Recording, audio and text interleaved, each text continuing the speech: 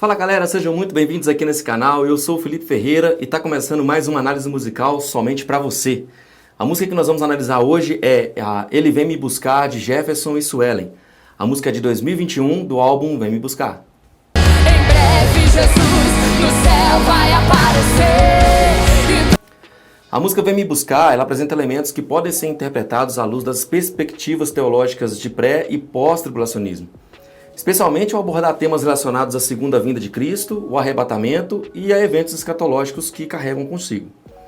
O que nós vamos fazer aqui hoje é uma análise comparativa. Então senta aí, pega a pipoca, porque o trem vai ficar quente aqui hoje, tá bom? Aguarda aí. Sem enrolação, vamos lá para o primeiro verso da canção. És adorado entre nós, tão desejado aqui. Esse verso inicia a música reconhecendo a presença adorada de Deus no meio dos crentes. A linguagem simples e direta, ela reflete a verdade bíblica de que Deus é digno de adoração e que a sua presença ela é buscada durante o ato da adoração. A expressão entre nós enfatiza a natureza coletiva da adoração, sugerindo a importância da comunidade dos crentes de ser reunidas para poder adorar a Deus. Olha só, ao ouvir essa frase da canção, me vem na memória alguns textos que são nítidos, tá?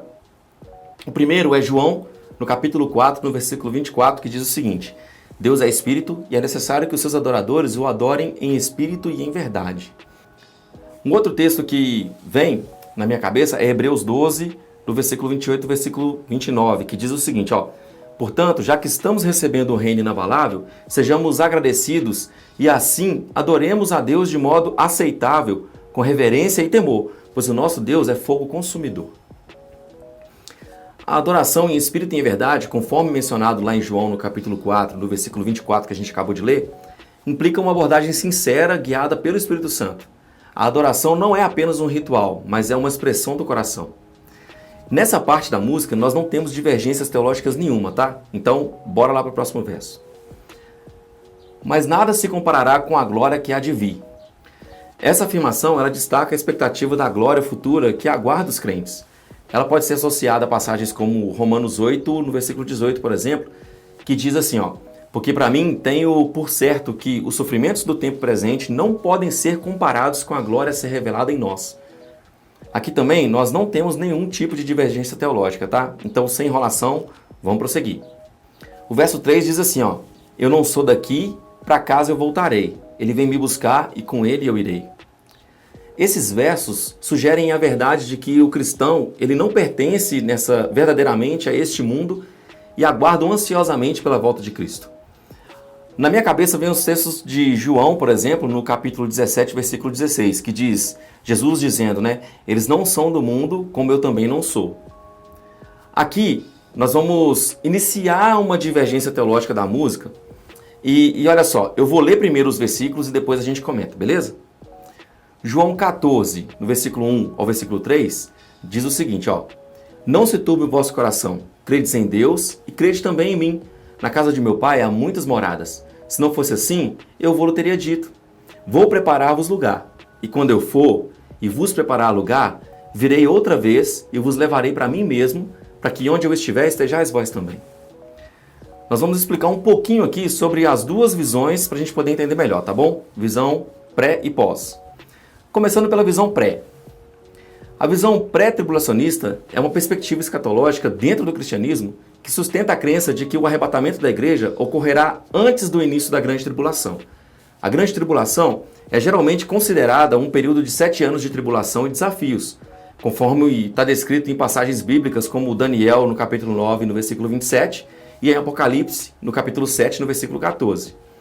Eu vou enumerar aqui somente duas das principais características da visão pré-tribulacionista que tem mais a ver com a música, tá? A primeira, o arrebatamento que antecede a tribulação. Uma característica fundamental dessa visão é a crença de que os crentes serão arrebatados para encontrar com o Senhor no céu antes do início da grande tribulação. Essa ideia ela é derivada da interpretação de passagens bíblicas que falam sobre o arrebatamento, como lá em 1 Tessalonicenses, no capítulo 4, nos versículos 16 e 17. Segunda vinda de Cristo em duas fases. Os pré-tribulacionistas frequentemente dividem a segunda vinda de Cristo em duas fases distintas.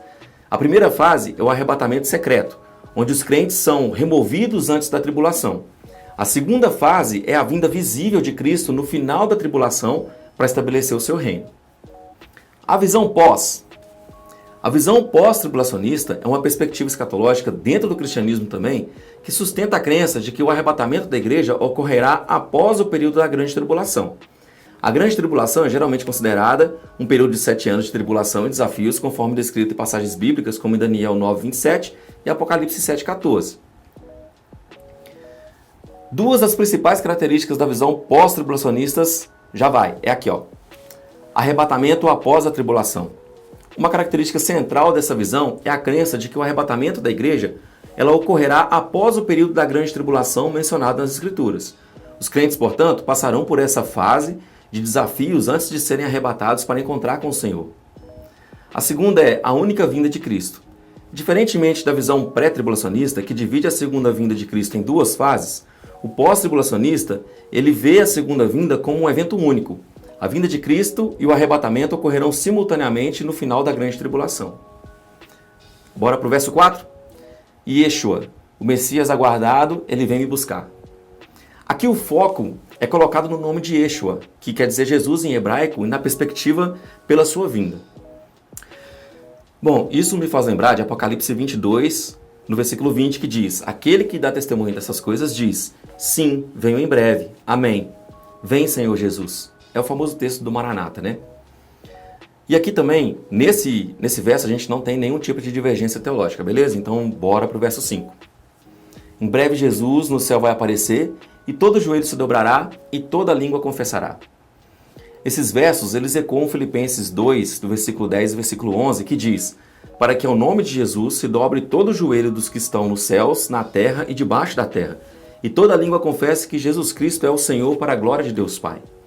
E também lá em Apocalipse 1, no versículo 7, que diz: eis que ele vem com as nuvens e em todo olho o verá, até mesmo aqueles que os traspassaram, e todos os povos da terra se lamentarão por causa dele. Assim será. Amém. Verso 5. Mas a igreja será arrebatada, num piscar de olhos acontecerá. Gente, aqui é que o ponto da briga acontece, meus irmãos. Porque esse verso está falando diretamente sobre 1 Coríntios, do capítulo 15, versículos 51 e 52. Lá está escrito assim, ó: eis que vos digo um mistério, nem todos dormiremos, mas transformados seremos todos, no momento, num abrir e fechar de olhos, ao ressoar da última trombeta. Olha só, eu vou falar um pouquinho das duas visões, o que eles pensam e como a gente pode conciliar com relação a esse verso, beleza? A visão pré-tribulacionista. O pré diz que o piscar de olhos ele está relacionado ao arrebatamento, que é a primeira vinda de Cristo. O pré-tribulacionista, ele vê nessa expressão uma referência ao arrebatamento da igreja. Eles acreditam que os crentes serão transformados e levados para encontrar o Senhor nos ares antes do período da grande tribulação. A visão pré-tribulacionista, ela enfatiza a ideia de que essa transformação ocorrerá simultaneamente antes do período da tribulação, predito em passagens como Apocalipse 7, no versículo 14, que a gente já deu referência aqui. Já a visão pós-tribulacionista, ela diz que o piscar de olhos está relacionado à transformação dos corpos, assim como está escrito no versículo, tá? Ipsis literis. Os pós-tribulacionistas interpretam a expressão de uma maneira diferente. Para eles, no abrir e fechar de olhos não se refere ao arrebatamento da igreja, mas à ressurreição e transformação dos crentes após a tribulação, quando Cristo retorna. A visão pós-tribulacionista entende que a transformação dos corpos ocorre quando Cristo retorna no final da grande tribulação, conforme está descrito em passagens como Mateus 24, do versículo 29 ao versículo 31, você pode ler lá. Bom, galera, eu como um bom pós-tribulacionista, eu tendo mais para a visão pós-tribulacionista, né? E acho que a gente deve entender esse verso da canção justamente igual está lá em 1 Coríntios, no capítulo 15, no versículo 51 e 52, beleza? Bom, galera, essa foi a análise de hoje. Se você gostou, não sai daqui sem deixar o seu like. Comenta, por favor, aqui embaixo. Coloca aqui se você tem alguma música que você quer que eu faça análise. É só deixar aqui nos comentários que eu analiso para você com todo amor e carinho, tá bom? Ó, se inscreve no canal, me dá essa força aí, tá bom? Compartilhe nas suas redes sociais, lá no grupo do WhatsApp, no grupo do Ministério de Louvor. Coloca lá para os ministros darem uma olhada nessa análise, ver o que eles acham e se vai ajudá-los também a colocar essa música no louvor ou não, tá bom? Que o Senhor Jesus abençoe todos vocês. Fiquem com Deus e tchau, tchau.